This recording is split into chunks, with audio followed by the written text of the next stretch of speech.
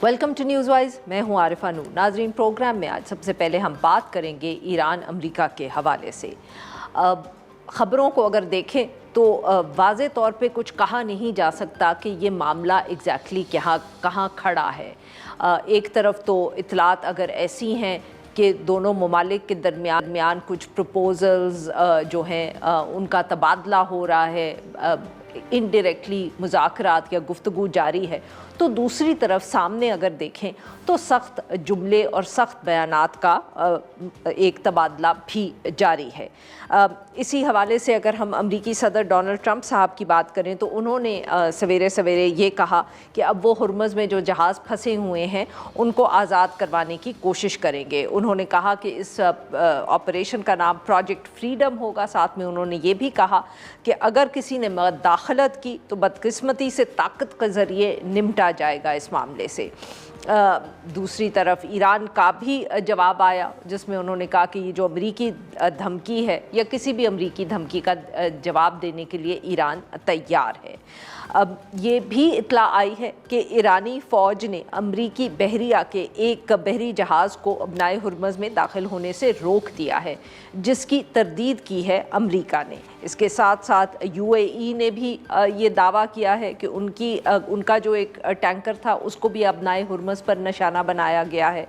एक ईरानी जहाज़ जो है उसको अमरीकी बहरी नाकाबंदी तोड़ने की वजह से तहवील में ले लिया गया था, बट ये बताया जा रहा है कि उसका सारा जो अमला है वो पाकिस्तान मुंतकिल कर दिया गया है और ईरान वापस भेजा जाएगा। मगर अगर ख़बरें देखें तो ख़बरों में हमें यही बताया जा रहा है कि बिहाइंड द सीन्स कहीं ना कहीं राब्ता जो है वो कायम है। अब ये कहा गया है ख़बरों में कि ईरान की तरफ से एक 14 नुकाती जो मंसूबा है उसको अमेरिका की तरफ भेजा गया है, अमेरिका को पहुंचाया गया है और इसके ऊपर अब बातचीत हो सकती है। अमेरिका का जिक्र करें तो उन्होंने इससे इनकार किया है। कोई उनकी तरफ से तस्दीक नहीं हुई इस बात की कि ऐसा कोई मंसूबा उनके पास पहुंचा है। मगर एज आई सेड कि ये एक मामला ऐसी ही जगह पे पहुंचा हुआ है जहाँ ये कहना बहुत मुश्किल है कि ये जो जंग है ये जो जंग बंदी है ये जंग बंदी ही रहेगी, कहीं फिर से तो नहीं लड़ाई शुरू हो जाएगी, या हम ये कहें कि मुज़ाकरात से कोई जल्दी हल निकल आएगा। और इसी मुश्किल सवाल का जवाब देने के लिए आज हमारे साथ मौजूद है मलिया लोधी साहिबा। पर एम्बेसडर है अमेरिका में भी, लंदन में भी इन्होंने सर्व किया हुआ है, वाशिंगटन डीसी में भी, और permanent representative to the UN भी रही हैं पाकिस्तान की न्यूयॉर्क में। वेलकम टू द शो मलिया लोधी साहिबा जी।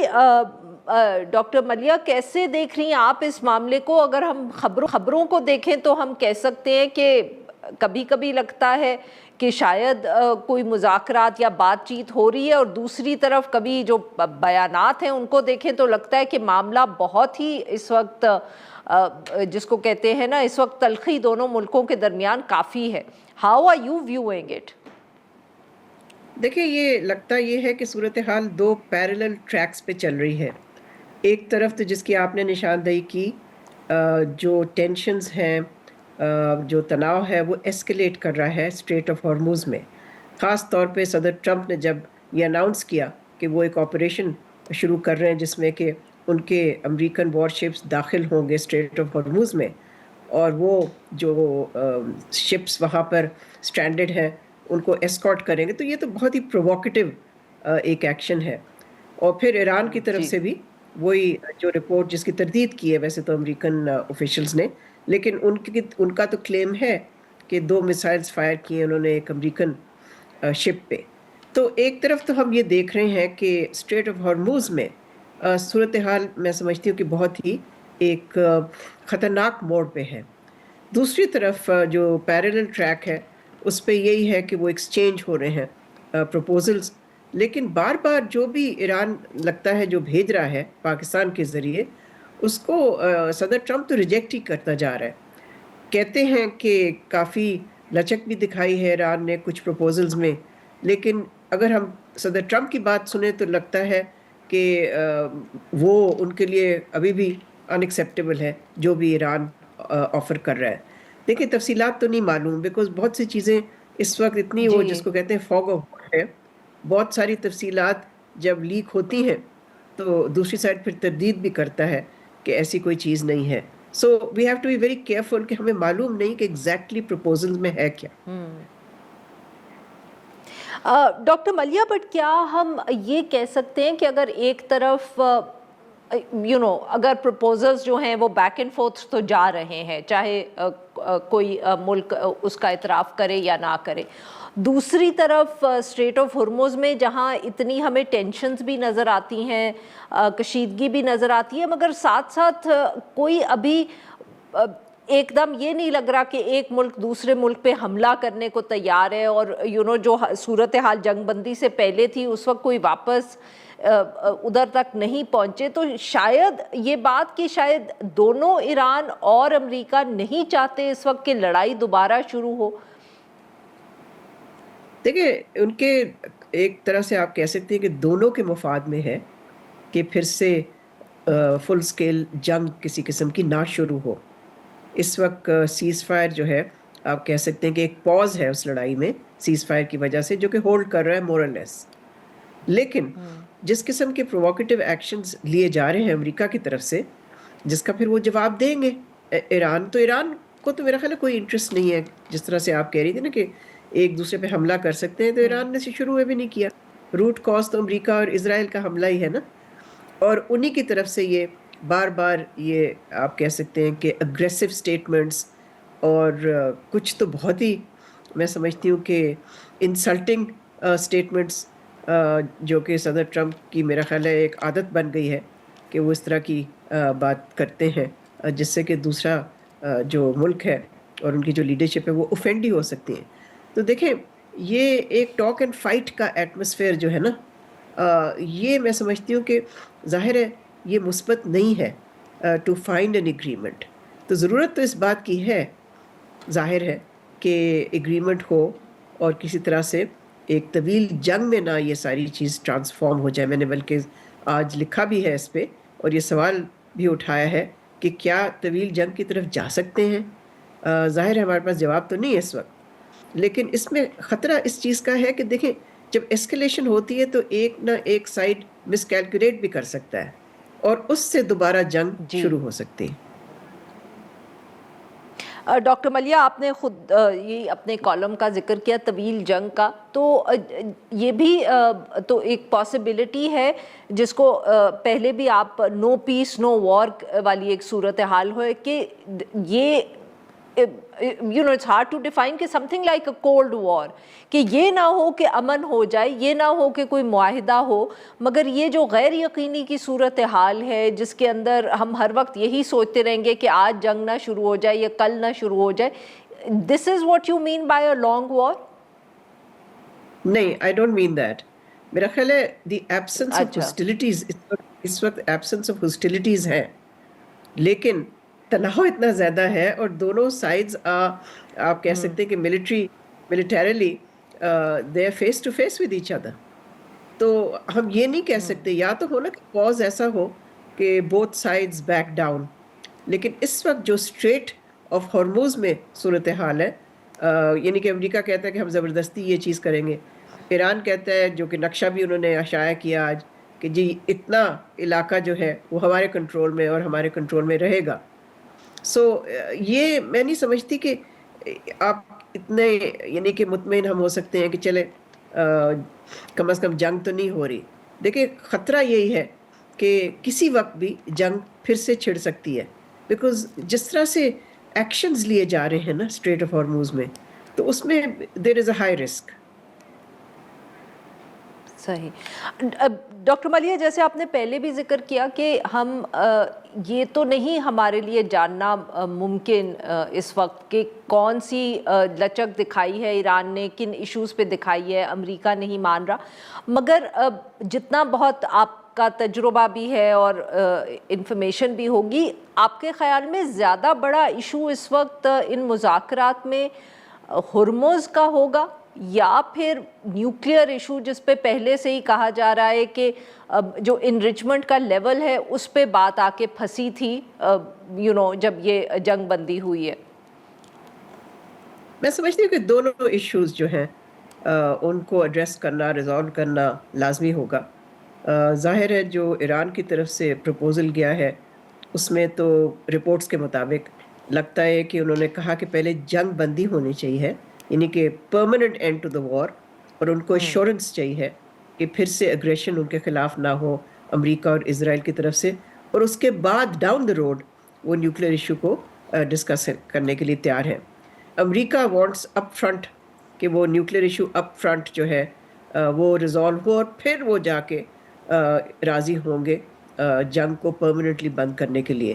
تو یہ جو ایک تو سیکوینشل جو آپ کہہ سکتے ہیں کہ جو صحیح۔ سیکوینسنگ کا مسئلہ ہے وہ بھی ہے، لیکن جہاں تک نیوکلیر مسئلہ ہے، دیکھیں آپ کو یاد ہوگا عارفہ کہ پہلے بھی جب عمان میڈیٹ کر رہا تھا تو کافی قریب آ گئے تھے دونوں ملک ریچ اے نیوکلیر ڈیل، لیکن اب جنگ کے بعد اور سچویشن بہت غالباً کمپلیکیٹ۔ ایران نے جی معاف کریے گا آپ کی بات کاٹی، بلکہ کچھ رپورٹس تو یہ بھی کہتی ہیں کہ ایران نے کافی کچھ کنسیڈ بھی کر دیا تھا جو اس وقت جو وہ کنسیڈ کرنے کو تیار نہیں ہے۔ جی بالکل، میرا خیال ہے دو تین چیزیں تو اہم ہیں، اور وہ پھر ہاں جی وہ تیار ہی ہے صدر ٹرمپ ماننے کو۔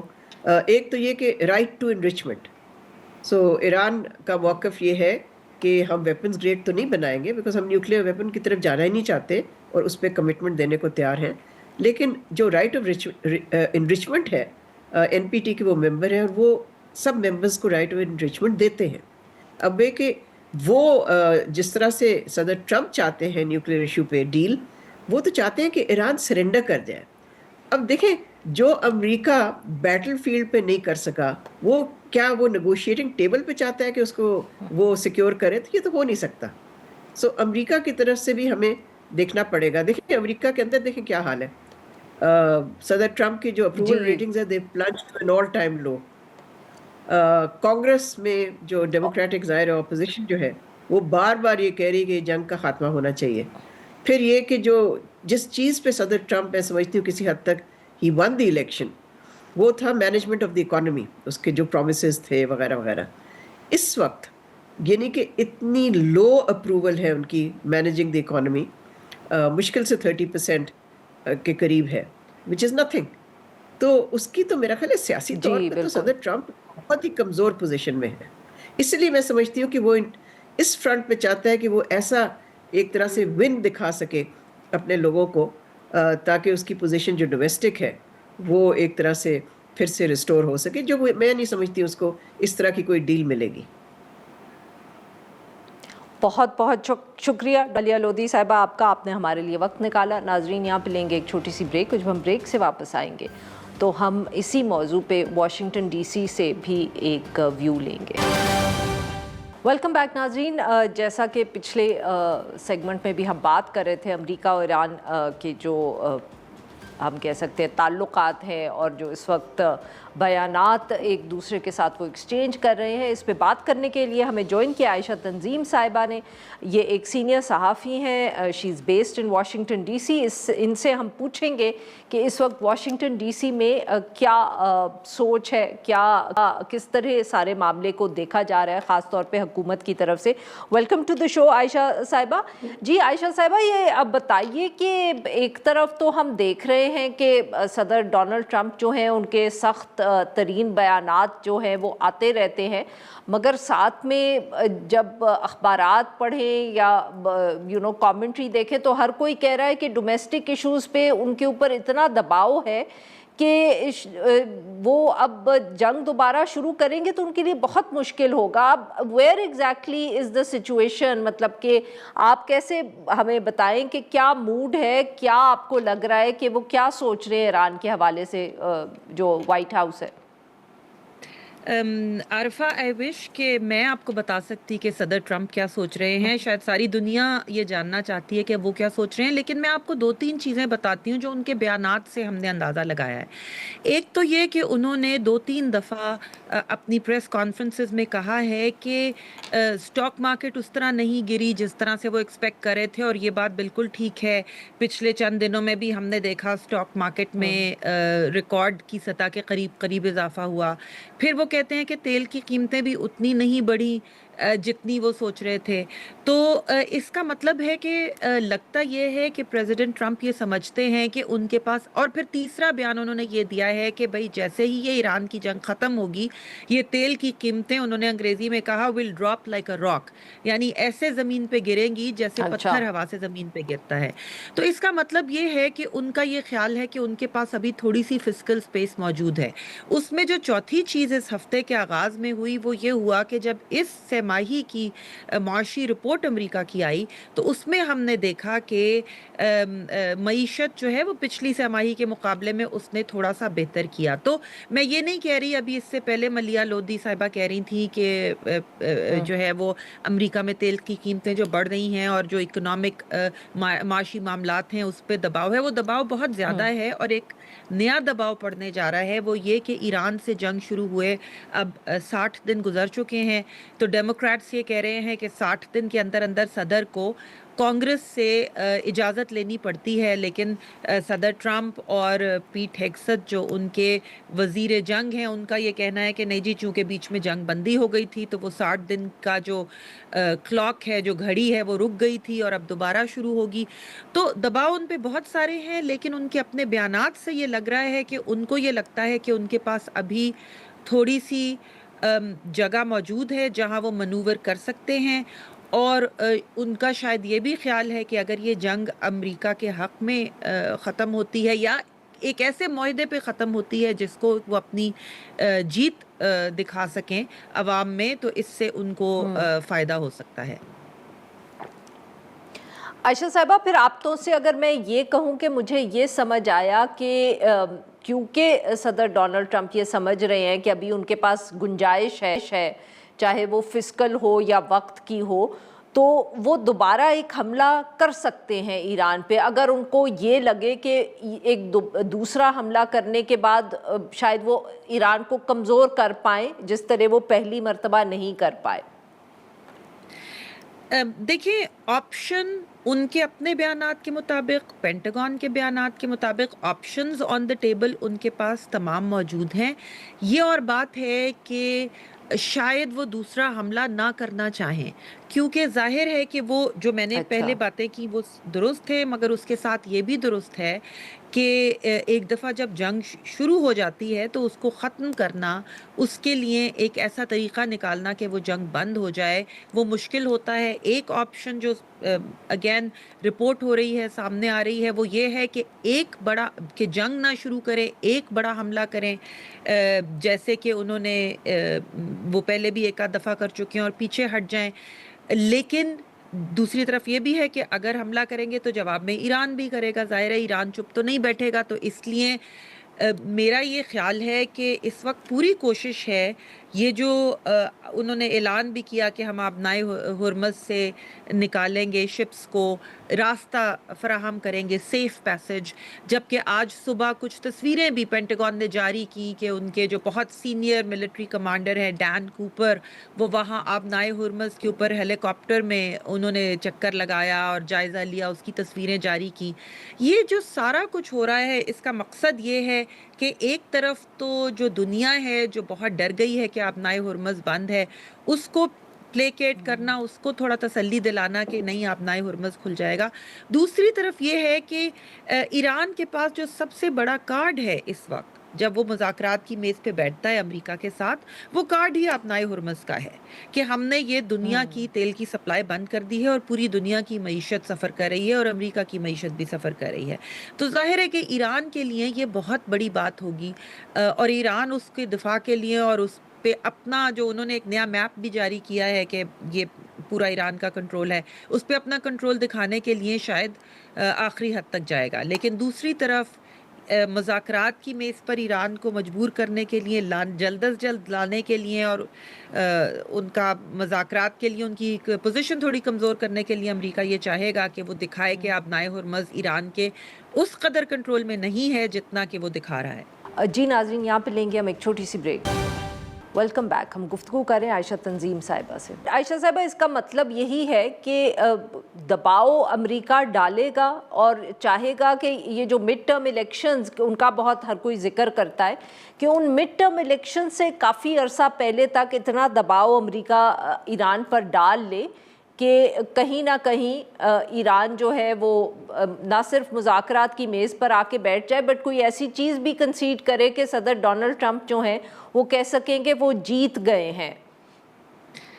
एग्जैक्टली अमेरिका चाहता यही है, सदर डोनाल्ड ट्रंप चाहते यही हैं कि वो अपनी आवाम के पास जाएं और कहें कि ये देखो, मैंने तुम्हारे लिए वो हासिल कर लिया जो इससे पहले 47 साल में कोई सदर हासिल नहीं कर सका। उनकी शुरू से कोशिश ये थी कि वो एक ऐसी डील बनाएं जैसी सदर ओबामा नहीं बना सके थे। जाहिर है कि ईरान की तरफ भी उनके लिए एक एग्जिस्टेंशियल क्राइसिस है। ये जो रजीम है वो भी कुछ ऐसा लेन देन की मेज़ पर नहीं देना चाहेंगे कि ये लगे कि रजीम बिल्कुल ही बैठ गई है। लेकिन जो फ़र्क है अमेरिका और ईरान के तरीक़ाकार में एक तरह से मुज़ाकरात के, वो ये कि ईरान लंबे मुज़ाकरात करता है हमेशा से। जो पिछली दफ़ा सदर ओबामा के साथ भी हुए थे वो 2 साल चले थे। तो उनका तरीक़ा ये होता है कि मुज़ाकरात की मेज़ पर आते हैं और एक एक इशू पर महीनों बात होती है। और सदर ट्रंप का तरीक़ा ये है कि वो चाहते हैं कि वो बस हर जो मुज़ाकरात की मेज़ पे जाएं और जल्द अज जल्द एक बात तय हो और वो बात ख़त्म हो और बात आगे बढ़े। तो ये जो तरीक़ों का फ़र्क है उसकी वजह से भी बाज़ औक़ात जो है ये एक फ्रिक्शन बढ़ती है दोनों साइड्स पे, क्योंकि जो है वो मुज़ाकरात की मेज़ पर मुख्तलिफ तवक्कुआत के साथ आते हैं।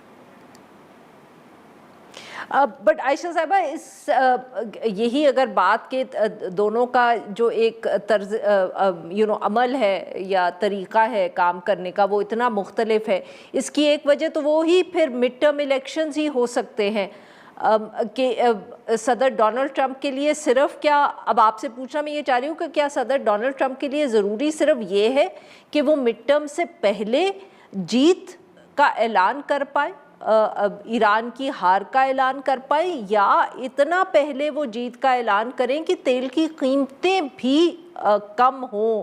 आई मीन, ये 2 इश्यूज़ हैं ना जी। एक तरफ तो ये है कि वो सिर्फ ये कह पाए मिड टर्म इलेक्शन से पहले कि जी मैं जीत गया हूँ, या उनको ये भी साथ में लोगों को दिखाना है, वोटर्स को दिखाना है कि तेल की कीमतें भी नीचे आई हैं।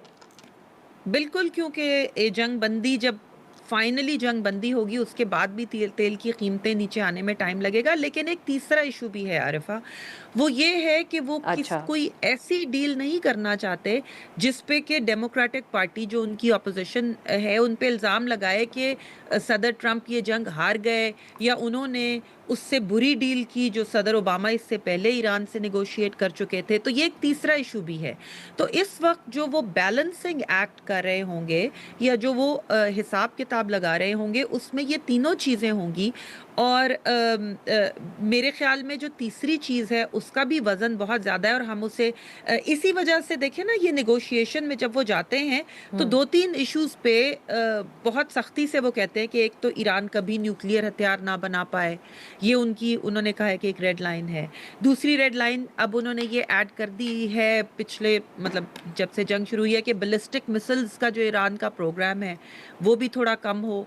उसकी वजह ये है कि हमने देखा कि ईरान के जो बैलिस्टिक मिसाइल्स हैं इस जंग में वो कहाँ तक पहुँचे जो ईरान के आसपास के ममालिक हैं। लेकिन एक तीसरी चीज़ भी है जो कि इस डिस्कशन में जिसका हम जिक्र नहीं कर रहे, और वो ये, और जिसका कि मेरे ख्याल में सदर ट्रंप को बहुत अच्छी तरह और उनके जो एडवाइजर्स हैं बहुत अच्छी तरह अंदाज़ा है। हम सिर्फ बात कर रहे हैं कि अमेरिका पर क्या क्या दबाव है, मिड टर्म इलेक्शंस आ रहे हैं, तेल की कीमतें गिरनी चाहिए, महंगाई बढ़ रही है, अप्रूवल रेटिंग, वो सारी बातें अपनी जगह सही हैं। एक दूसरी बात भी सही है, वो ये कि आबनाए हुर्मुज़ के ब्लॉकेड से नुकसान सिर्फ अमेरिका को नहीं हो रहा, पूरे यूरोप को, पूरे एशिया को, पूरे अफ्रीका को, पूरी दुनिया को हो रहा है। और पूरी दुनिया इस वक्त तक इस जंग में बराह रास्त शामिल होने के लिए अभी तक राज़ी नहीं हुई। लेकिन कब तक वो मतलब देखिए ना, एक ब्लॉकेड अमेरिका ने किया लेकिन एक ब्लॉकेड ईरान ने भी कर रखा है। اور جس میں کہ کوئی تیل نہیں نکل صحیح. رہا. تو وہ پریشر میرے خیال میں شاید ایرانیوں کو بھی اس بات کا اندازہ ہوگا کہ سونر اور لیٹر، اور شاید بیک ڈور ان پہ پریشر پڑ رہا ہوگا. یورپ نے تو سٹیٹمنٹس بھی دی ہیں کہ بھئی یہ تیل، یہ آبنائے ہرمز جو ہے وہ انٹرنیشنلی قوانین کے مطابق تمام شپس کو اس میں سے کھلے آنے جانے کی اجازت ہونی چاہیے. تو ہمارا تو، اور باقی دنیا کا بھی یہ کہنا ہے کہ ہمارا تو اس جنگ سے کوئی لینا دینا نہیں ہے، ہماری شپس کس چکر میں روکی گئی ہیں.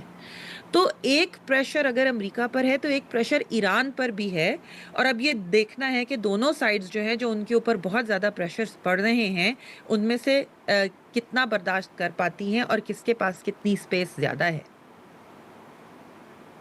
بہت بہت شکریہ عائشہ، آپ نے ہمارے لیے وقت نکالا. ناظرین، یہاں پہ لیں گے ہم ایک چھوٹی سی بریک. جب ہم بریک سے واپس آئیں گے تو ہم بات کریں گے فریڈم آف دا پریس کے حوالے سے. ویلکم بیک ناظرین. پروگرام کے اس حصے میں ہم ذکر کریں گے صحافت کا عالمی دن گزرا. دن جب ہوا تو ملک کے مختلف شہروں میں اس حوالے سے تقریب جو تھی وہ ہوئی. اس کے ساتھ ساتھ ہمارے جو الیکٹڈ آفیشلز ہیں، جن میں صدر مملکت آصف علی زرداری صاحب اور ہمارے وزیر اعظم شہباز شریف صاحب شامل ہیں، ان کی طرف سے پیغامات بھی دیے گئے اس عالمی دن کے حوالے سے. دونوں نے کہا کہ کتنی اہم ہے صحافت. دونوں نے یہ بھی کہا کہ احتساب اور جمہوریت کے لیے کتنی اہم ہے صحافت. مگر ملک میں جو سخت صورتحال ہے وہ ان کے جو دعوے ہیں یا ان کے بیانات ہیں ان سے کافی مختلف ہے. رپورٹرز وداؤٹ بارڈرز جو ہیں، ان کی جو 2026 کی ورلڈ پریس فریڈم انڈیکس ہے، اس کے مطابق پاکستان 180 ممالک میں تقریباً 153rd ملک ہے پریس فریڈم کے حوالے سے. یعنی کہ 180 میں سے صرف 30 کے قریب ایسے ملک ہیں جن سے بہتر ہے پاکستان میں جو فریڈم آف دا پریس کا انڈیکس ہے. اور پچھلے دنوں میں ہم نے دیکھا بھی ہے، پچھلے دنوں کیا ہم کہہ سکتے ہیں کہ پچھلے کچھ سالوں میں ہم نے دیکھا ہے کہ آہستہ آہستہ کس طرح ہمارے ارد گرد جو سینسرشپ یا ریڈ لائنز ہیں وہ بڑھی ہیں. اس کے ساتھ ساتھ گرفتاریاں، ایک آدھ کیس میں تو قتل جو ہے، وہ بہت سے مسئلے بڑھے ہیں صحافیوں کے. خاص طور پہ جب سے یہ پیکا 2016 میں یہ قانون بنایا گیا، مگر اس کے بعد جتنی بھی حکومتیں آئی ہیں انہوں نے اس کا استعمال کیا ہے. اس پہ بات کرنے کے لیے آج ہمارے ساتھ موجود ہے مظہر عباس صاحب، سینئر صحافی. ان سے ہم کہہ سکتے ہیں کہ ان سے زیادہ کوئی کم ہی لوگ ہوں گے پاکستان میں جو اتنی گہری نظر رکھتے ہوں گے صحافت پر. ویلکم ٹو دا شو مظہر صاحب. صحافت کا عالمی دن گزرا، ہمارا آج ہی پہلا شو ہے اس کے بعد، سو وی تھاٹ کہ آج ہم آپ سے بات کریں اور پوچھیں کہ کیا صورتحال ہے صحافت کی اس وقت پاکستان میں. جی بہت شکریہ عرفہ. دیکھیے، ہم 1 مئی کو بناتے ہیں مزدوروں کا عالمی دن، اور اس پر بھی صدر مملکت، وزیر اعظم اور سب کے بیانات آتے ہیں. لیکن اگر اپنے ملک میں مزدوروں کی حالت کار دیکھیں تو ہمیں اندازہ ہوتا ہے کہ ہمارے اندر کتنی ہپوکریسی ہے کہ ہم مزدوروں کے حقوق کی بات کرتے ہیں اور اس ملک میں صرف مزدوروں کا استحصال ہوتا ہے. اسی طرح ہم 3 مئی کو مناتے ہیں یوم آزادی صحافت، اور اگین ہمارے حکمراں صدر ہوں، وزیر اعظم ہوں، وزیر اطلاعات ہوں، یہ بیانات دیتے ہیں کہ آزادی صحافت پر حکومت یقین رکھتی ہے اور جمہوریت کے لیے آزادی صحافت کتنی ضروری ہے. لیکن وہی حکومت جو ہے ایسے قوانین لاتی ہے جس سے صحافی کو اب عملی طور پہ کرمنل ڈکلیئر کیا جا سکتا ہے اور اس کے ہاتھ میں ہتھکڑی لگائی جا سکتی ہے، اور جو خبر ہے اس کو کرائم آفینس کے طور پہ لیا جا سکتا ہے. تو اگر یہ ساری چیزیں ہو رہی ہیں اور حکومت ظاہر قانون بناتی ہے تو حکومت ہی بناتی ہے، پارلیمنٹ بناتی ہے، تو اگر یہ سب چیزیں ہیں تو پھر مجھے حیرانگی ہوتی ہے جب اس طرح کے بیانات آتے ہیں عالمی یوم آزادی صحافت کو، کہ آپ نے جو ہے وہ صحافت کی سپیس جو ہے وہ شرنک سے شرنک تر ہوتی جا رہی ہے. صحافی خبر لینے نکلتا ہے اور پھر اس پہ پیکا جیسا قانون کسی بھی خبر پہ لاگو ہو سکتا ہے، اور پھر اس کے لیے اس کو عدالتوں کے چکر لگانے پڑتے ہیں، پہلے انویسٹیگیشن ایجنسیز کے چکر لگانے پڑتے ہیں، نوٹسز کا جواب دینا پڑتا ہے.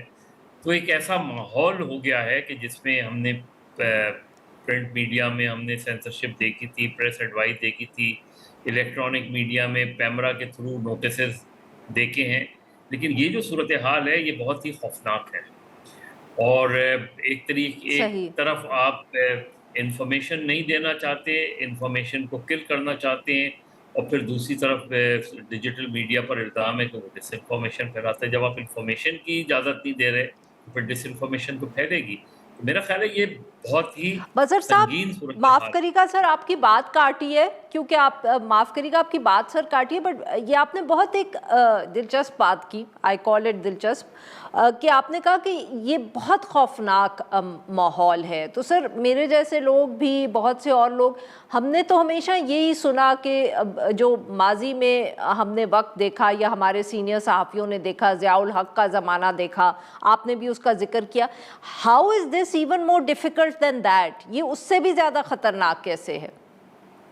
دیکھیے نا، اس زمانے میں ایک سینسرشپ کا تھا، سینسرشپ لگتی تھی، آپ کی خبریں نکال دی جاتی تھیں، اور آپ سے یہ کہا جاتا تھا کہ جب بلینک پیجز ہوتے تھے تو پھر یہ بعد میں یہ بھی کہا گیا کہ بلینک پیجز نہ چھوڑیں، آپ اسپیس فل کریں. اسی طرح جب ٹیلی ویژن کا زمانہ آیا، الیکٹرانک میڈیا کا زمانہ آیا، تو الیکٹرانک میڈیا پہ پہلے جو ہے کراس میڈیا اونرشپ کی گئی، پھر اس کی اپ لنکنگ کے لیے ان کو دوڑنا پڑا. یہ تو کہا گیا کہ ہم نے پرائیویٹ چینلز کو لائسنس دیا ہے، لیکن جس طرح لائسنسز ملے ہیں اس سے اندازہ کیا جا سکتا ہے کہ اتنا آسان نہیں تھا عمل، اور اس میں بھی پھر رکاوٹیں ڈالی گئیں. آج کے دور میں اس وقت جو صورتحال ہے وہ بالکل مختلف اس لیے ہے کہ اس زمانے میں جو اگر پریس ایڈوائز آتی تھی تو وہ آفیشیلی آپ کو پتہ ہوتا تھا کہ پریس انفارمیشن ڈپارٹمنٹ سے آئی ہے. الیکٹرانک میڈیا کے زمانے میں اگر ایڈوائز آتی تھی تو آپ کو پتہ ہوتا تھا پیمرا سے آئی ہے.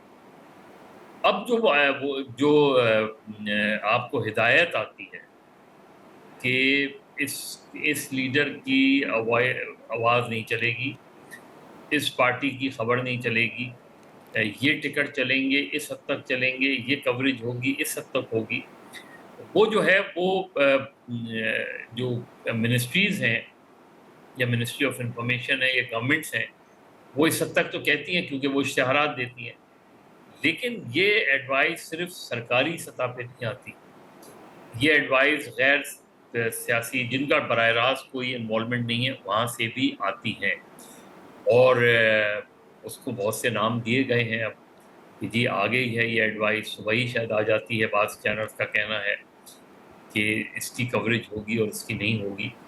یہ سچویشن پہلے زمانے میں اس زمانے میں نہیں تھی. پھر اس سے ہٹ کے اگر خبر غلط ہے تو آپ عدالت چلے جاتے تھے، عدالت ڈیفیمیشن ہوتا تھا کچھ کیسز میں. اب یہ جو ہے کہ ایک جرنلسٹ نے کراچی میں خبر دی اور خبر دینے کے آدھے گھنٹے کے بعد اس کے خلاف ایف آئی آر کٹ گئی. اب جس کے حوالے سے خبر دی تھی وہ تو کمپلیننٹ ہے ہی نہیں، تو آپ نے ایف آئی آر کیسے کاٹ دی؟ پھر اسے نوٹس ملنے کا سلسلہ شروع ہوتا ہے اور اس کو ہر ایک دن 2 دن کسی بھی وقت جو ہے یہ کہا جاتا ہے کہ آپ ذرا دفتر آ جائیں، آفس آ جائیں اور ذرا آ کے آپ جو ہے اس کا جواب دے دیں. تو یہ ایک طریقے سے ہیراسمنٹ کے زمرے میں آتا ہے. اور ہم نے پھر دیکھا کہ وہ ایک الگ بحث ہے اور الگ مسئلہ ہے کہ جرنلسٹ کی پروٹیکشن کوئی نہیں ہے. میڈیا مینجمنٹس بھی اس کی ذمہ دار ہیں کہ آپ اپنے جرنلسٹ سے ایسے کام کراتی ہیں ان جگہوں پہ جس کے لیے یہ بہت ضروری ہے، مینڈیٹری ہے کہ آپ جو ہے کم سے کم اس کو صحیح. انشور کریں، ٹریننگ کریں. یہ چیزیں بھی نہیں ہیں. جو ایک پچھلے چند سالوں میں ڈیولپمنٹ ہوئی پازیٹیو وہ یہ کہ جرنلسٹ پروٹیکشن کمیشنز بن گئے. جو اسلام آباد میں بنا ہے مرکزی، اس میں تھوڑا سا وقت لگا، اس کی بہت سی وجوہات ہیں. اس میں بھی کچھ چیزیں ایسی امنڈ کر دی گئیں کہ اس کے بعد اس کی ایفیکٹونیس نظر نہیں آئے گی. اور دوسرے سندھ میں بنا، کم سے کم سندھ میں گورنمنٹ اس چیز کو ضرور ایکنالج کرتی ہے کہ انہوں نے کمیشن بنا بھی دیا، سیکریٹریٹ بھی بنا دیا. اب جب ان سے یہ بات کی گئی کہ یہ کمیشن جو ہے اس کو امپاورڈ کریں تو اس کے لیے بھی وہ تیار ہو گئے. تو یہ کچھ چیزیں رہیں، لیکن اوور آل اگر ہم پکچر دیکھیں تو اوور آل، اور پیکا جو ہے وہ صرف जर्नलिस्टों पर लागू नहीं होगा। टीका हर किसी पर लागू हो जी। सकता है जिसको वो इदारा समझे कि इसने जो है मुरवजा उनके कवानीन की वायलेशन की है। तो ये एक ऐसा कानून है कि जिसने सिर्फ एक कम्युनिटी को मुतासिर नहीं किया, उससे पूरी सोसाइटी को मुतासिर किया हुआ है। बहुत सी अच्छी बातें भी की होंगी उन्होंने, बहुत से इस तरह के, लेकिन जनरली फ्रीडम ऑफ एक्सप्रेशन और फ्रीडम ऑफ प्रेस के हवाले से भी या फ्रीडम ऑफ मीडिया के हवाले से अगर हम देखें तो ये एक ऐसी तलवार है कि जो कोई भी हुकूमत आएगी, जिस तरह आपने खुद कहा कि 2016 से हर हुकूमत ने आके इस कानून पर सख्ती की और हर हुकूमती दौर में उस वक्त की अपोजिशन ने ये कहा कि हम आके से ख़त्म करेंगे, लेकिन वो जब हुकूमत में आए तो उन्होंने और सख्ती कर दी। तो लगता ये है कि इस कानून के ख़िलाफ़ जो मज़ाहमत है वो एक मुश्तरका जॉइंट एक्शन कमेटी बनी है, लेकिन अभी तक वो बहुत इफेक्टिव नहीं नज़र आती। बहुत बहुत शुक्रिया मज़हर साहब, आपने हमारे लिए वक्त निकाला। नाज़रीन, आज के लिए बस इतना ही। Will be back tomorrow at the same time.